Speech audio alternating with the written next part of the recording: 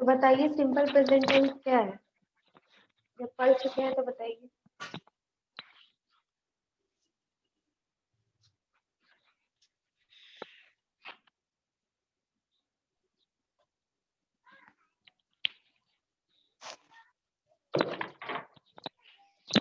Simple present tense क्या है? पढ़ाया था ना, बताइए। प्रेजेंट यानी कि जो प्रेजेंट वर्तमान ना, जो अभी चल रहा है उसके बारे में जो बात करते हैं जिस टेंस में, वो प्रेजेंट टेंस कहलाता है। और सिंपल मतलब साधारण। तो साधारण का मतलब ये है कि जो ये टेंस है इसमें कोई भी हेल्पिंग वर्ब नहीं लगता है, सिर्फ एक वर्ब होता है, एक क्रिया होती है। और क्रिया के साथ एस या ईएस जोड़ देते हैं, सिंगुलर या प्लूरल होने पे। अगर वाक्य जो है वो सिंगुलर में है तो उसमें एस या ईएस जोड़ देंगे, जो करता है। लेकिन अगर वो जो सब्जेक्ट है वो प्लूरल में है तो वर्ब जो है वो सिंगुलर ही रहता है। अब जैसे सब्जेक्ट क्या है? सीमा।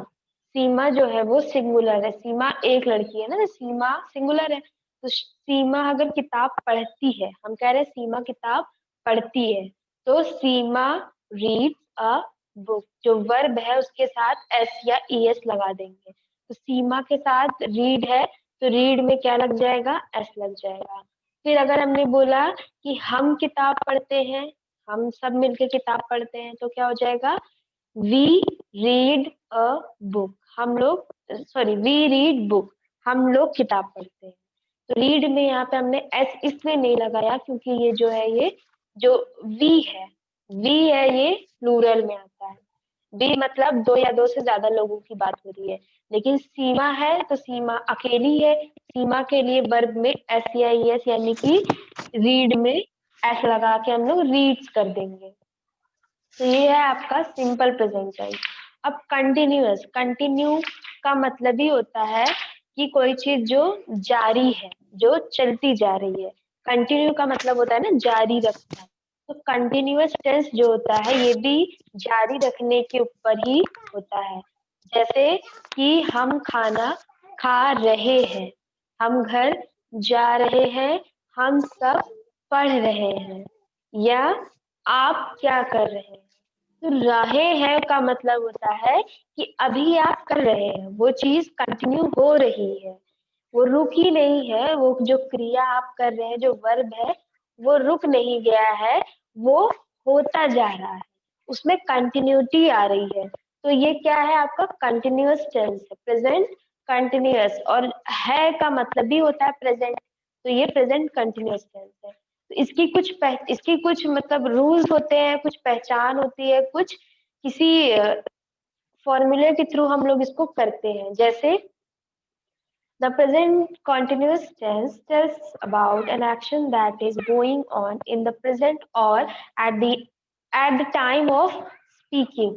तो प्रेजेंट कंटिन्यूअस टेंस हमें वो बताता है कि कोई जो क्रिया है वो हो रही है, या फिर जो हम बोल रहे हैं, जब हम उस वाक्य के बारे में बता रहे हैं, उस क्रिया के बारे में बता रहे हैं, तब भी वो काम हो रहा है।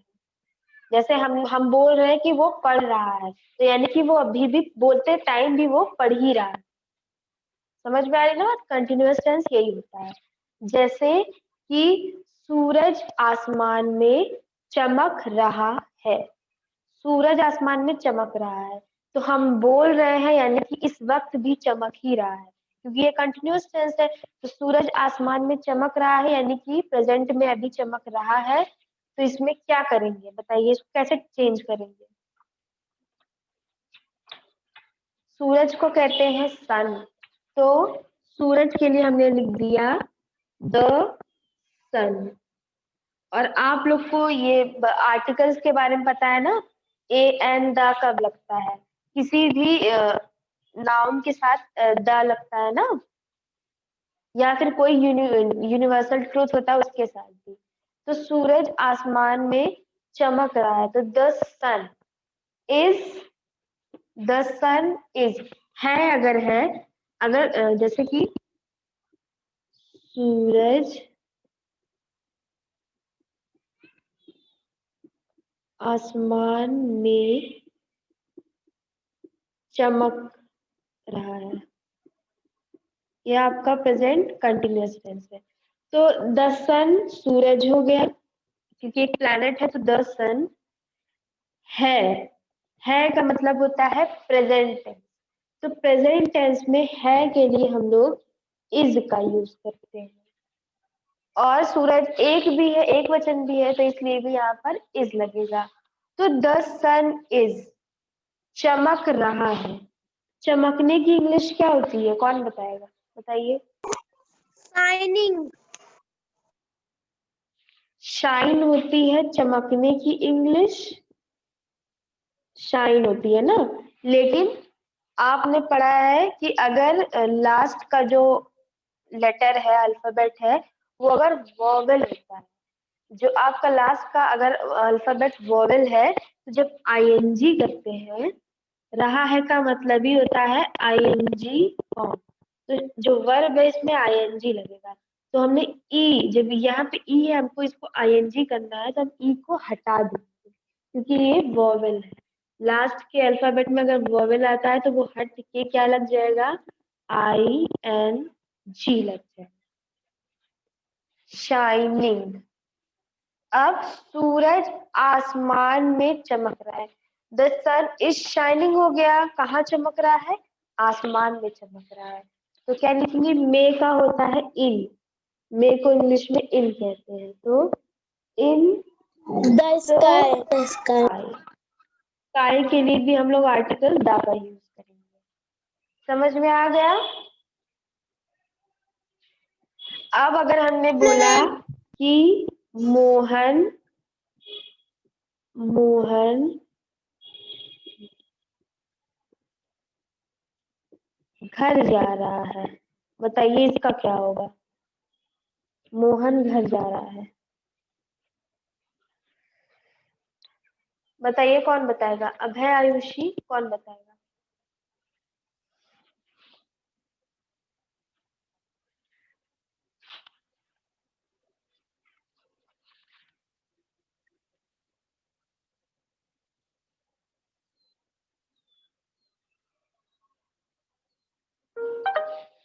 मोहन घर जा रहा है में क्या लगेगा, बताइए।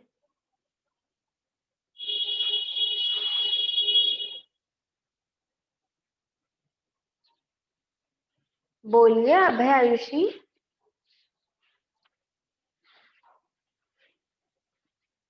जब ये सब्जेक्ट है, सबसे पहले सब्जेक्ट आता है, तो मोहन इज सब्जेक्ट, मोहन घर जा रहा है का हमने बताया था आपको इज लगता है, और ये सिंगुलर भी है। सिंगुलर के साथ इज लगता है, प्लूरल के साथ आर लगता है, आई के साथ एम लगता है। तो मोहन इज, अब वर्ब यहाँ पे क्या है, क्रिया क्या हो रही है, जाने की। तो वो जाने को इंग्लिश में कहते हैं गो। लेकिन जब रहा है, रही है आता है, तो क्रिया में आई एन जी भी लग जाता है। गोइंग। मोहन इज गो, कहाँ जा रहा है, मोहन इज गोइंग। अब अगर हमने बोला हम खाना खा रहे हैं, हमने बोला हम खाना खा रहे हैं, अब बताइए इसको क्या करेंगे, इसको कैसे चेंज करेंगे, बताइए। हम खाना खा रहे हैं को कैसे चेंज करेंगे। अब यहाँ पे आपका प्रोनाउन, हम जो है ये नाउन नहीं है, हम प्रोनाउन है। हम की इंग्लिश क्या होती है, बताइए।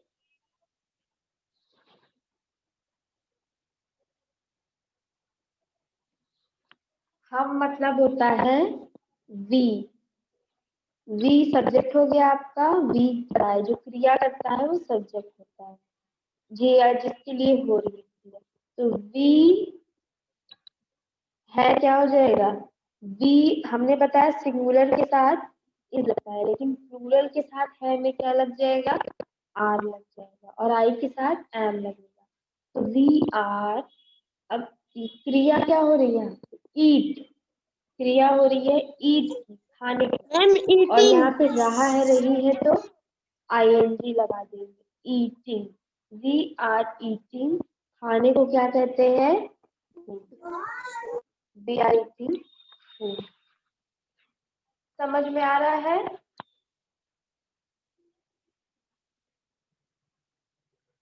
बताइए, समझ में आ रहा है कंटिन्यूअस टेंस?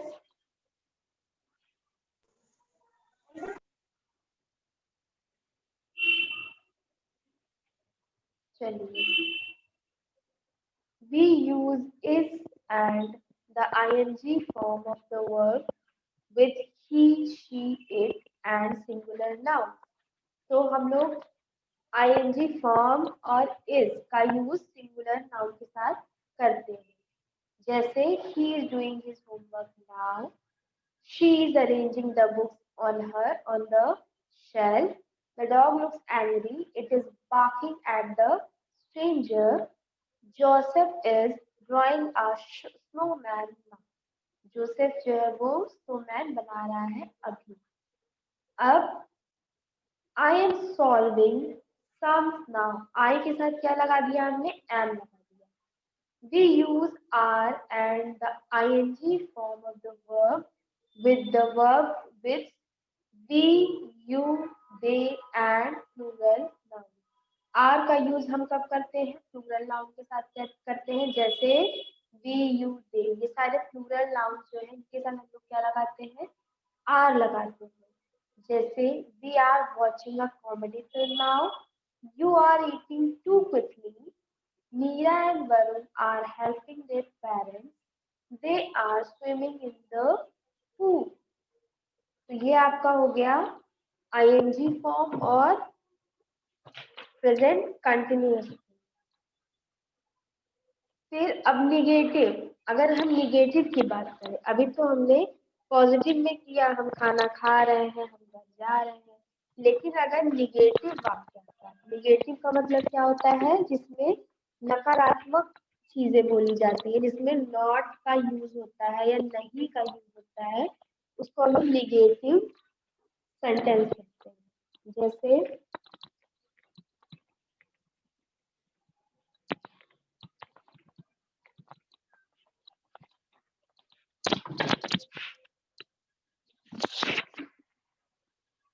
और निगेटिव का जो रूल होता है वो भी क्या होता है, यही होता है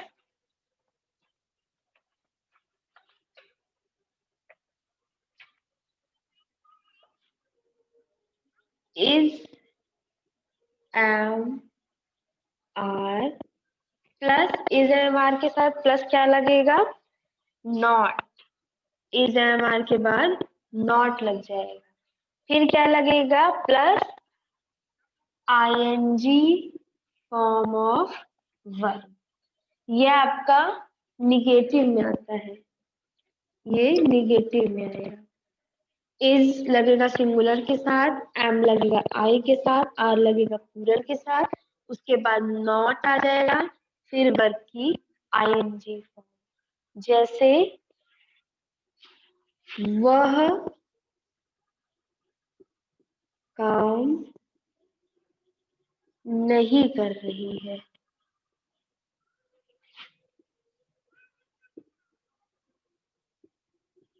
तो वह के लिए हम लोग क्या लिखेंगे, लड़की है, रही है ना, तो शी। अब है और सिंगुलर, लड़की है, एक है, तो शी के साथ इज लगेगा, शी इज। अब इज एम आर के बाद क्या आता है, नॉट। शी इज नॉट, क्या नहीं कर रही है, क्रिया क्या है, काम, काम को कहते हैं वर्क, और इसमें रहा है, रही है, तो आईएनजी लगा देंगे, वर्किंग। तो शी इज नॉट वर्किंग, वह काम नहीं कर रही है। ये आपका हो गया निगेटिव सेंटेंस। अब आते हैं इंट्रोगेटिव पे। इंट्रोगेटिव मतलब क्या होता है, क्वेश्चन मार्क वाले वाक्य जो होते हैं, जो क्वेश्चनेबल सेंटेंसेस होते हैं, उनको इंट्रोगेटिव भी कहा जाता है, जिसमें क्या, क्यों, कैसे, कब, कहाँ, ऐसे वर्ड्स आते हैं। अब इसका जो फॉर्मूला है वो भी ऐसे ही है,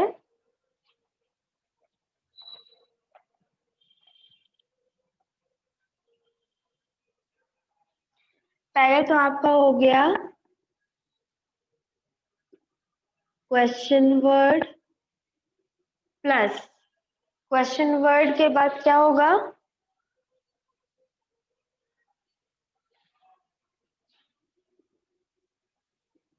इज, क्वेश्चन वर्ड के बाद हो गया इज, फिर he, प्लस ही, शी या इट, फिर क्या हो जाएगा?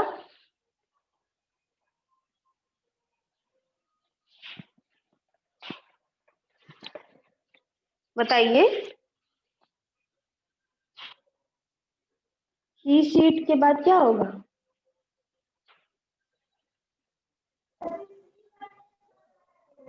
मैम ing फिर प्लस क्वेश्चन मार्क। नहीं, सिंगुलर नाउन। अब इज है तो सिंगुलर नाउन है plus ING form of verb. तो इसको लिखेंगे कैसे? हमने बोला कि वह, सिंगुलर है, वह क्या कर रहा है। क्वेश्चन मार्क रहेगा क्योंकि ये क्वेश्चनेबल वर्ड है, क्या आया है तो, कि वह क्या कर रहा है। तो इसको क्या लिखेंगे बताइए? पहले क्वेश्चन वर्ड है, क्या का क्वेश्चन वर्ड क्या होगा? व्हाट। व्हाट हो गया। अब क्या आएगा? है के लिए क्या आएगा? एम आएगा कि आर आएगा बताइए, या इज आएगा? क्या आएगा? इज आएगा ना, क्योंकि ये वह है, तो इज, व्हाट इज। अब यहाँ पे क्या आएगा? ही, शी, इट। तो यहाँ क्या लिखेंगे? रहा है। यहाँ पे शी होगा कि ही होगा बताइए? यहाँ पे ही होगा। व्हाट इज ही डूइंग, ये आपका हो गया क्वेश्चन, कि वह क्या कर रहा है। अब हम बोलेंगे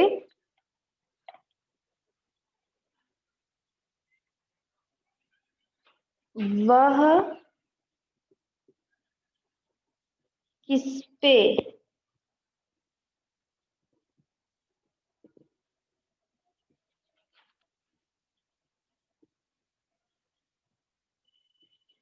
तो वह किस पे भौंक रहा है। तो यहाँ पे भौंकने की जब बात आ रही है तो हमें पता चल गया है कि ये किसके बारे में बात की जा रही है? डॉग के बारे में। तो डॉग के लिए हम लोग इट का यूज करते हैं।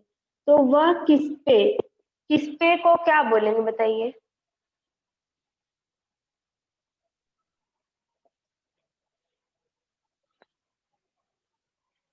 What is it barking at? ये हो गया आपका क्वेश्चन है।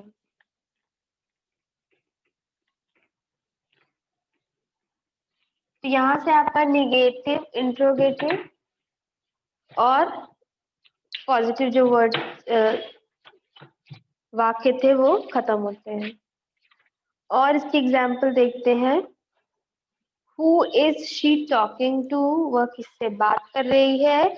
और why is Vanya crying? Vanya रो क्यों रही है। अब क्वेश्चन वर्ड में अगर हम आई का यूज करते हैं, जैसे कि am I going to eat now, क्या मैं खाना खाने जा रही हूँ अभी। तो इसमें क्या होगा? एम, पहले तो क्वेश्चन वर्ड रहेगा, फिर प्लस एम रहेगा, प्लस आई रहेगा, plus ING form of verb रहेगा, और उसके बाद ऑब्जेक्ट जो है वो ऑप्शनल है। जैसे कि यहाँ पर हो गया, अभी हम इसके बारे में बोल रहे थे, अब एम के बारे में। जैसे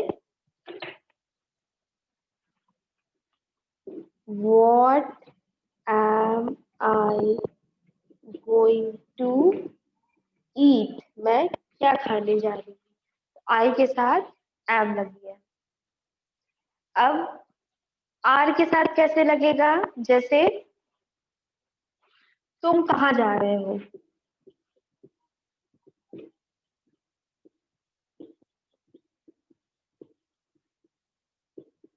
अब जो तुम है ये प्लूरल आता है, तो प्लूरल के साथ इज एम नहीं लग के क्या लगेगा? आर लगेगा। तो क्या हो जाएगा, तुम कहाँ जा रहे हो का हो जाएगा वेयर, कहाँ का होता है वेयर, तो वेयर आर यू, जाने का क्या था गो, आईएनजी लगा दिया। Going. तो प्रेजेंट कंटिन्यूअस टेंस समझ में आया? Yes, बताइए, ma'am. इसकी एक्सरसाइज करने को देंगे तो कर लोगे ना? सिंगुलर में, प्लूरल में, इंट्रोगेटिव, नेगेटिव, अफर्मेटिव, ये सारा हमने आपको बता दिया है। अब नेक्स्ट क्लास में हम लोग कौन सा चैप्टर पढ़ेंगे, चैप्टर नंबर 12, और ग्रामर की ही बुक लाइएगा। Okay, Yes, ma'am. Thank you students, bye bye. Bye, ma'am.